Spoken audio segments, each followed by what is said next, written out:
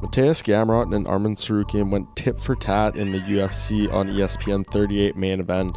Ultimately, it was Gamrot who came out with a unanimous decision victory, an extremely close fight, but all three judges agree on every round of the scorecards. He gets 48-47 victories across the board and leaves with his hand raised. Now a remarkable 21-1 Gamrot is in his mixed martial arts career, and he's certainly proving that he is one of the elite lightweights in the world. This is definitely a unique headliner for the UFC. Two guys ranked outside the top 10, but there was just as much excitement as any fight between top 5 guys, in my opinion. People were really stoked to see this fight, and these two delivered with the fight of the night. Just a great back and forth battle. Gamrot did the more valuable work in the eyes of the judges, gets the win, and he now kind of moves on and moves forward into this division, likely to be considered in the top 10.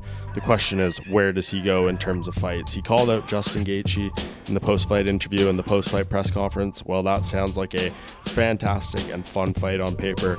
I'm not too convinced Gaethje's going to be wanting to accept that right now. Not really sure what his plans are, but if anything, I assume he'll be looking for a bigger, more marquee name, and he is still ranked extremely high, so there's not really any incentive for him to take a fight with Gamrot at this particular time. So if you're Gamrot, I think you need to be a little more realistic in terms of what could be next. And if I was him and I'm assessing the top 10 on 155 pounds, I'm not feeling too good that I'm going to be able to get a really, really big name at this particular moment, just given where all the different fighters are in their careers.